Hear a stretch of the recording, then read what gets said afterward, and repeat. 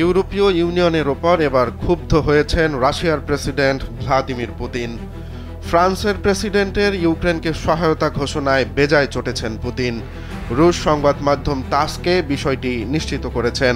এবার দেখার বিষয় ইউরোপের বিরুদ্ধে কী ব্যবস্থা গ্রহণ করেন পুতিন। জানা গেছে, ইউক্রেনের নিরাপত্তা নিশ্চিতে বিদেশি সেনা মোতায়েনের প্রস্তাব দেন ফ্রান্সের প্রেসিডেন্ট ইমানুয়েল ম্যাক্রো। এক ঘোষণায় তিনি জানান, স্থল, জল ও আকাশপথে ইউক্রেনকে সহায়তা দিতে সেনা পাঠাতে একমত হয়েছে ইউরোপের ২৬টি দেশ। আর এর পরপরই ইউরোপের প্রস্তাব নাকচ করে দেয় পুতিন। ফ্রান্সে আয়োজিত ৩৫ দেশের কোয়ালিশন অব দ্য উইলিং শীর্ষ সম্মেলনের পর ম্যাক্রো জানান, স্যান্ডেলিনা সো রূপচর্চায় আভিজাত্য।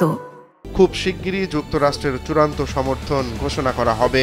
তবে যুক্তরাষ্ট্র কেবল আকাশ প্রতিরক্ষা ব্যবস্থা দিয়েই সহায়তা করবে বলে ইঙ্গিত দিয়েছেন ট্রাম্প। ইউক্রেনের প্রেসিডেন্ট ভলোদিমির জেলেনস্কিও জানিয়েছেন, ইউক্রেনের আকাশ সীমার সর্বোচ্চ সুরক্ষা নিশ্চিতে ট্রাম্পের সঙ্গে আলোচনা করেছেন তিনি। গত কয়েক মাস ধরে ইউক্রেন যুদ্ধ বন্ধে তোড়জোড় শুরু হলে আলাস্কায় রুশ প্রেসিডেন্ট ভ্লাদিমির পুতিনের সঙ্গে বৈঠক করেন ট্রাম্প। ওই বৈঠক ফলপ্রসূ না হলে নতুন করে নড়েচড়ে বসে ইউরোপ। ফিনল্যান্ডের প্রেসিডেন্ট আলেকজান্ডার স্ট্যাবের দেয়া তথ্য অনুযায়ী এক টেলিফোন আলাপে ট্রাম্প ইউরোপীয় ইউনিয়নকে যুক্তরাষ্ট্রের সঙ্গে মিলে রাশিয়ার তেল গ্যাস আমদানি বন্ধ করতে বলেছেন, যাতে অর্থনৈতিকভাবে রাশিয়ার যুদ্ধযন্ত্র থামানো যায়। ইইউ ইতিমধ্যে ২০২৭ সালের শেষ নাগাদ রাশিয়া থেকে সব ধরনের জ্বালানি আমদানি বন্ধ করার লক্ষ্য নির্ধারণ করেছে। হোয়াইট হাউসের এক কর্মকর্তা জানিয়েছেন, জ্বালানি বিক্রি করে কেবল এক বছরে ইউরোপীয় ইউনিয়ন থেকে প্রায় ১.১ বিলিয়ন ইউরো অর্থাৎ $১.৩ বিলিয়ন আয় করছে রাশিয়া।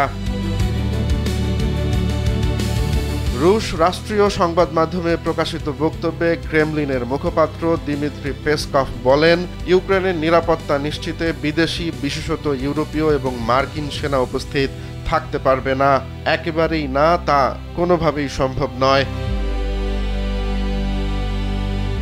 ইউক্রেন ইউরোপীয় দেশগুলোর সেনা মোতায়েন ইস্যুতে বরাবরই আপত্তি ছিল রাশিয়ার। সে অবস্থানে এখনও অনড় রয়েছেন পুতিন। তিনি সাফ জানিয়ে দিয়েছেন, ইউক্রেনে পশ্চিমা সেনা মোতায়েন কোনোভাবেই মেনে নেবেন না তারা। প্রয়োজন হলে মস্কোই কিয়েভের নিরাপত্তা রক্ষাকারী হবে, এমন দাবি করেন পুতিন।